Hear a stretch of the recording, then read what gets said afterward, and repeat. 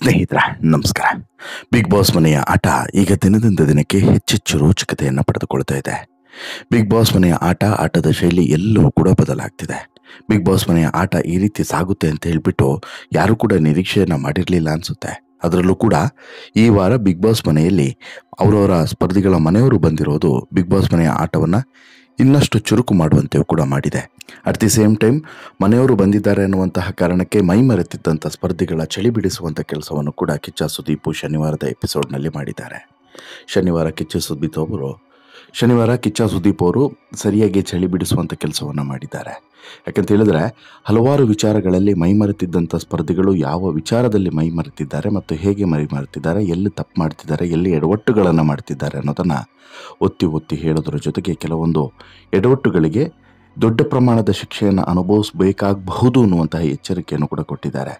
ಇನ್ನು ಉಳಿದಿರುವಂತಹ 3 ವಾರಗಳ ಆಟದಲ್ಲಿ ಹೇಗೆ ಆಡ್ತಾರೆ, ಹೇಗಿರಬೇಕು, ಏನು ಮಾಡಬಾರ್ದು, ಏನು ಮಾಡಬೇಕು ಎಲ್ಲವನ್ನು ಕೂಡ ಹೇಳೋದ್ರ ಜೊತೆಗೆ ಭಾನುವಾರದ ಸಂಚಿಕೆಯಲ್ಲಿ 2 ಸ್ಪರ್ಧಿಗಳಿಗೆ ಡಬಲ್ ಶಾಕನ್ನು ಕೊಟ್ಟಿದ್ದಾರೆ. ಅಂದರೆ ಈ ಎಲಿಮಿನೇಷನ್ ವಿಚಾರದಲ್ಲಿ 2 ಸ್ಪರ್ಧಿಗಳಿಗೆ ಈ ವಾರ ಶಾಕ್ ಕಾದಿತ್ತು ಅನ್ನೋದು ಈಗ ಗೊತ್ತಾಗ್ತಿದೆ. ಹಾಗಾದರೆ ಏನದು ಶಾಕ್?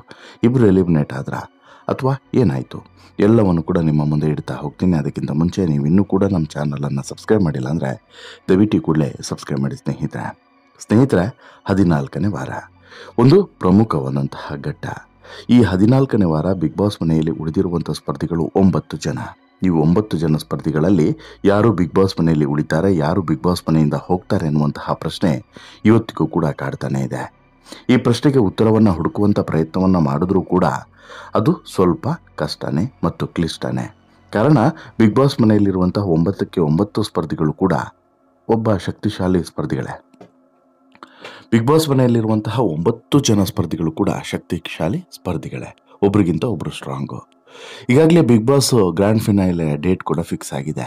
ಯಾವಾಗ ಏನು ಎಲ್ಲವನ್ನು ಕೂಡ ನಾನು ಮುಂದಿನ ಸ್ಟೋರಿಯಲ್ಲಿ ಕೊಡ್ತೇನೆ. ಆದರೆ ಈಗ ಇನ್ನೇನು ಹೆಚ್ಚು ದಿನಗಳು ಉಳಿದಿಲ್ಲ ಅನ್ನುವಂತಹ ಹಿಂಟನ್ನು ಮಾತ್ರ ಕೊಡ್ತೀನಿ. ಫ್ಯಾಮಿಲಿ ರೌಂಡ್ ಕಡೆಯಿಂದ ಈ ವಾರ ಭಾರಿ ಸುದ್ದಿಯಲ್ಲಿತ್ತು.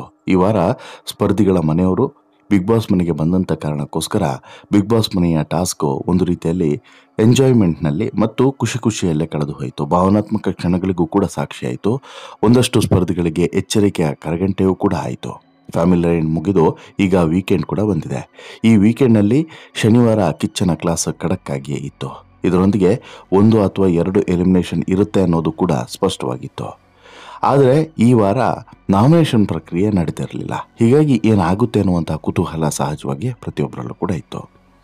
ಈಗ ಬಿಗ್ ಬಾಸ್ ಮನೆಯಲ್ಲಿ ಈ ವಾರ 14ನೇ ವಾರ ಫ್ಯಾಮಿಲಿ ರೌಂಡ್ ನಡೆದಿದ್ದರಿಂದ ಯಾವುದೇ ಸ್ಪರ್ಧಿಗಳಿಗೆ ವಿಶೇಷವಾದಂತಹ ಕ್ಲಾಸ್ ತೆಗೆದುಕೊಳ್ಳುವಂತಹ ಘಟನೆ ನಡೆಯೋದಿಲ್ಲ ಅಂತ ಹೇಳ್ಬಿಟ್ಟು ಬಹುಶಃ ಅಂದ್ಕೊಂಡಿದ್ರು. ಬಟ್ ಆದರೆ ಅಲ್ಲೂ ಕೂಡ ಕಿಚ್ಚ ಕೆಲವೊಂದು ತಪ್ಪುಗಳನ್ನು ಕಂಡು ಹಿಡಿದು ಒತ್ತಿ ಸಾರಿ ಹೇಳಿದ್ದಾರೆ. ಜೊತೆಗೆ ತ್ರಿವಿಕ್ರಮ್ ಮಾಡಿದಂಥ ಎಡವಟ್ಟು ಆರಂಭದಲ್ಲೇ ಲಕ್ಸುರಿ ಟಾಸ್ಕ್ ಅಂದರೆ ವಾರದ ದಿನಸಿಗಳ ಒಂದು ಟಾಸ್ಕಿಗೆ ಕೊಟ್ಟಂತಹ ಸಂದರ್ಭದಲ್ಲಿ ಕೆಲವೊಂದಷ್ಟು ಜನ ಮೊಂಡುತನವನ್ನು ಪ್ರದರ್ಶನ ಮಾಡಿದರು. ರಜತ್ ಇರ್ಬೋದು, ಭವ್ಯ ಇರ್ಬೋದು, ತ್ರಿವಿಕ್ರಮ್ ಇರ್ಬೋದು, ಮೊಂಡುತನವನ್ನು ಪ್ರದರ್ಶನ ಮಾಡಿದ್ರ ಬಗ್ಗೆ ಸುದೀಪ್ ಹಿಗ್ಗಾಮುಗ್ಗ ಜಾಡಿಸಿದ್ರು. ಜೊತೆಗೆ ಅದಕ್ಕೆ ಸರಿಯಾಗಿ ಉತ್ತರವನ್ನು ಕೊಡದಂತಹ ಉಳಿದ ಸ್ಪರ್ಧಿಗಳ ಬಗ್ಗೆನೂ ಕೂಡ ಮಾತನಾಡಿದರು. ಎದುರುಗಡೆ ಮಾತನಾಡೋಕ್ಕೆ ಮೀಟರ್ ಇಲ್ವಾ ಅಂತಲೂ ಕೂಡ ಪ್ರಶ್ನೆಯನ್ನು ಮಾಡಿದರು. ಇದಾದ ಬಳಿಕ ಇನ್ನುಳಿದಂಥ ಸ್ಪರ್ಧಿಗಳು ಒಂದೊಂದೇ ಎಡವಟ್ಟುಗಳನ್ನು ಮಾಡಿದ್ದು.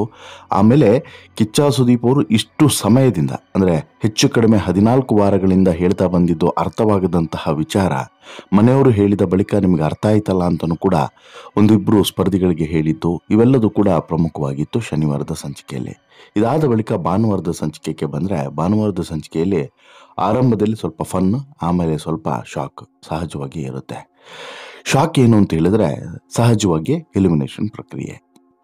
ಹೌದು, ಈ ವಾರ ಎಲಿಮಿನೇಷನ್ ಇರುತ್ತಾ ಇಲ್ವಾ ಈ ರೀತಿಯಾದಂಥ ಸಾಕಷ್ಟು ಪ್ರಶ್ನೆಗಳು ಎಲ್ಲರಲ್ಲೂ ಕೂಡ ಕಾಡ್ತಾ ಇತ್ತು. ಕಾರಣ ಏನು ಅಂತ ಹೇಳಿದ್ರೆ ಈ ವಾರ ನಾಮಿನೇಷನ್ ಪ್ರಕ್ರಿಯೆ ನಡೆದಿಲ್ಲ.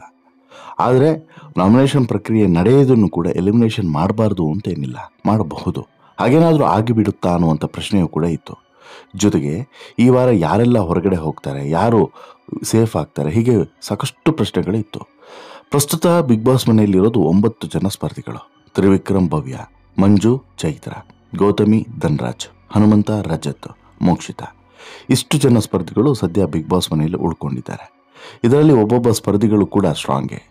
ಹೇಳಿ ಕೇಳಿ ರಜತ್ ಈ ವಾರ ಕ್ಯಾಪ್ಟನ್ ಬೇರೆ ಆಗಿದ್ದಾರೆ. ಇದರ ಜೊತೆಗೆ ಫ್ಯಾಮಿಲಿ ರೌಂಡ್ ಬೇರೆ ಇತ್ತು ಈ ವಾರ. ಹೀಗಾಗಿ ಬಿಗ್ ಬಾಸ್ ಮನೆಯ ಈ ವಾರ ಒಂದು ರೀತಿಯಲ್ಲಿ ಶಾಂತ, ಭಾವುಕತೆ, ಪ್ರೀತಿ, ವಾತ್ಸಲ್ಯ, ಮಮತೆ ಇವೆಲ್ಲದಕ್ಕೂ ಕೂಡ ಸಾಕ್ಷಿಯಾಗಿ ಹಿಡಿಗನ್ನಡಿಯಾಗಿ ಕಾಣಿಸ್ತಾ ಇತ್ತು. ಆದರೆ ನಾಮಿನೇಷನ್ ಆಗಿರಲಿಲ್ಲ. ಹೀಗಾಗಿ ಏನಾಗುತ್ತೆ ಅನ್ನೋಂಥ ಪ್ರಶ್ನೆ ಇತ್ತು. ಇದರ ಜೊತೆಗೆ ಈ ವಾರದ ಕ್ಯಾಪ್ಟನ್ ಬೇರೆ ರಜತ್. ಹೌದು, ಕಳೆದ ಎಲ್ಲ ವಾರಗಳಿಗೆ ಹೋಲಿಸಿದ್ರೆ ಈ ವಾರ ತುಂಬ ಶಾಂತವಾಗಿ ಬಿಗ್ ಬಾಸ್ ನಡೆದು ಹೋಗಿದೆ. ಇದಕ್ಕೆ ಕಾರಣ ಫ್ಯಾಮಿಲಿ ರೌಂಡು. ಈ ವಾರ ಯಾವುದೇ ರೀತಿಯಾದಂಥ ಕಿರುಚಾಟ, ಕೂಗಾಟ ಯಾವುದೂ ಕೂಡ ಇರಲಿಲ್ಲ. ಗಲಾಟೆ ಕಾಣಿಸ್ಲಿಲ್ಲ. ಇನ್ನು ಈ ವಾರ ಕ್ಯಾಪ್ಟನ್ ಆಗೋದು ತುಂಬ ಮುಖ್ಯವಾಗಿತ್ತು. ಯಾಕಂತ ಹೇಳಿದ್ರೆ ಇದು ಪ್ರಮುಖ ಘಟ್ಟ. ಇಲ್ಲಿಂದ ಪ್ರತಿ ವಾರವೂ ಕೂಡ ಕ್ಯಾಪ್ಟನ್ ಆದವರಿಗೆ ಒಂದು ರೀತಿಯಲ್ಲಿ ಇಮ್ಯುನಿಟಿ ಸಿಗ್ತಾ ಹೋಗುತ್ತೆ. ಫೈನಲ್ ರೌಂಡ್ಗೆ ಹತ್ತಿರ ಆಗ್ತಾ ಹೋಗ್ತಾರೆ. ಯಾಕಂದರೆ ಈ ವಾರ ಕ್ಯಾಪ್ಟನ್ ಆದರೆ ಮುಂದಿನ ವಾರಕ್ಕೆ ಇಮ್ಯುನಿಟಿ ಸಿಗ್ತದೆ. ಹೀಗಾಗಿ ಕ್ಯಾಪ್ಟನ್ ಟಾಸ್ಕ್ ನಡೆದು ಇಲ್ಲಿ ರಜತ್ ಟಾಸ್ಕ್ ಆಡಿ ಗೆದ್ದು ಕ್ಯಾಪ್ಟನ್ ಆಗ್ತಾರೆ. ಇನ್ನು ಪ್ರಮುಖವಾಗಿ ಕಿಚ್ಚನ ಕೈರುಚಿಯ ಜೊತೆಗೆ ಎಚ್ಚರಿಕೆಯ ಪತ್ರವೂ ಕೂಡ ಕೈ ಸೇರುತ್ತೆ.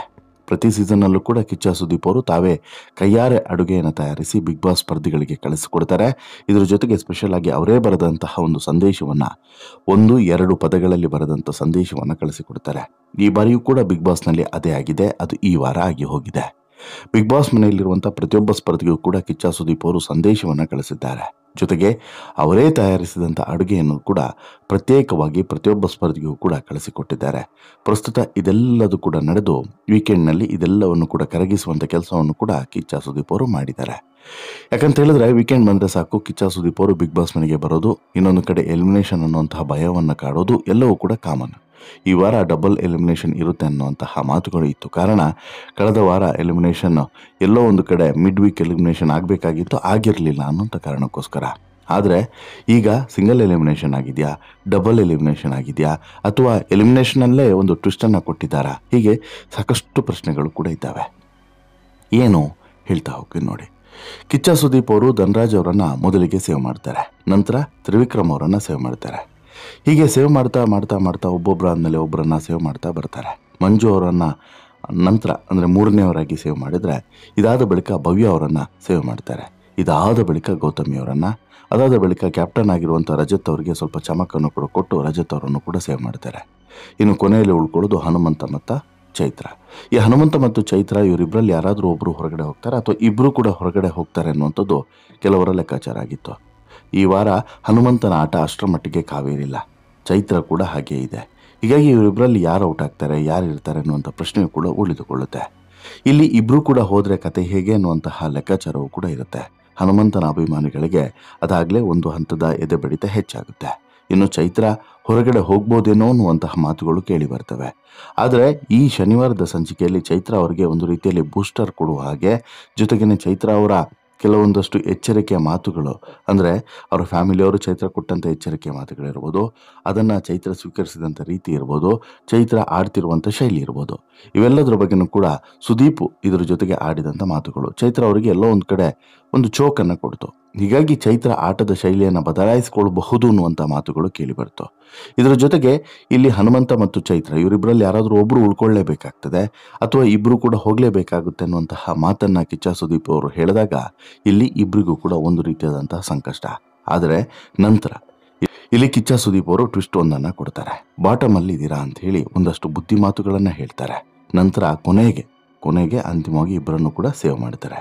ಅಲ್ಲಿಗೆ ಈ ವಾರ ನೋ ಎಲಿಮಿನೇಷನ್ ವೀಕ್ ಅಂತಲೇ ಹೇಳಬಹುದು.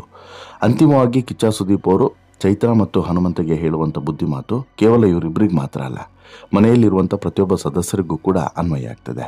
ಜೊತೆಗೆ ಈ ವಾರ ನಾಮಿನೇಷನ್ ಇಲ್ಲದೇ ಇರೋ ಕಾರಣಕ್ಕೋಸ್ಕರ ಎಲಿಮಿನೇಷನ್ ಆಗಲಿಲ್ಲ. ಆದರೆ ಮುಂದೆ ಮಿಡ್ ವೀಕ್ ಎಲಿಮಿನೇಷನ್ ಇರೋದಿಲ್ಲ ಅಂತಲ್ಲ, ಇರಬಹುದು. ಮುಂದಿನ ವಾರ ಡಬಲ್ ಎಲಿಮಿನೇಷನ್ ಆಗೋದಿಲ್ಲ ಅಂತಲೂ ಕೂಡ ಆಗಬಹುದು.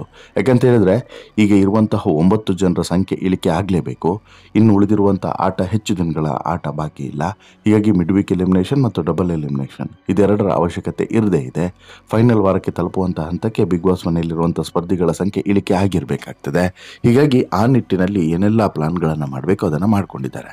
ಬಟ್ ಒಂದಂತೂ ಅಲರ್ಟ್ ಆಗಲೇಬೇಕು, ಹನುಮಂತ ತನ್ನ ಆಟದ ಶೈಲಿಯನ್ನು ಬದಲಾಯಿಸ್ಕೊಳ್ಳೇಬೇಕು. ಇಲ್ಲವಾದರೆ ಹನುಮಂತ ಗೆಲ್ತಾನೆ ಅಂತ ಹೇಳಿಬಿಟ್ಟು ನೀವೆಲ್ಲ ಏನು ಕಮೆಂಟ್ ಹಾಕ್ತಿದ್ದಾರೆ ನೋಡಿ, ಆ ಕಮೆಂಟ್ಗೆ ಅರ್ಥನೇ ಇಲ್ಲದಂತಾಗುತ್ತೆ ಅನ್ನೋದು ಮಾತ್ರ ವಾಸ್ತವ. ನಿಮಗೇನು ಅನಿಸುತ್ತೆ ಸ್ನೇಹಿತರೆ ಈ ನೋ ಎಲಿಮಿನೇಷನ್ ಪ್ರಕ್ರಿಯೆ ಮತ್ತು ಎಲಿಮಿನೇಷನ್ ಪ್ರಕ್ರಿಯೆ ಆಗದೆ ಇರೋದ್ರ ಬಗ್ಗೆ? ಹಾಗೇನೆ ನಿಮ್ಮ ಪ್ರಕಾರ ಯಾರು ಈ ವಾರ ಹೊರಗಡೆ ಹೋಗಬೇಕಾಗಿತ್ತು, ಈ ವಾರ ಹೋಗದೆ ಇದ್ರೂ ಮುಂದೆ ಯಾರು ಹೋಗಬೇಕು? ದಯವಿಟ್ಟು ನಿಮ್ಮ ಅಭಿಪ್ರಾಯವನ್ನು ಕಮೆಂಟ್ ಮಾಡಿ ತಿಳಿಸಿ. ಜೊತೆಗೆ ಈ ಸ್ಟೋರಿ ಇಷ್ಟ ಆಯಿತು ಅಂತ ಹೇಳಿದ್ರೆ ಲೈಕ್ ಮಾಡಿ, ಶೇರ್ ಮಾಡಿ, ಚಾನಲ್ಗೆ ಸಬ್ಸ್ಕ್ರೈಬ್ ಆಗೋದನ್ನು ಮರಿಬೇಡಿ. ಧನ್ಯವಾದ.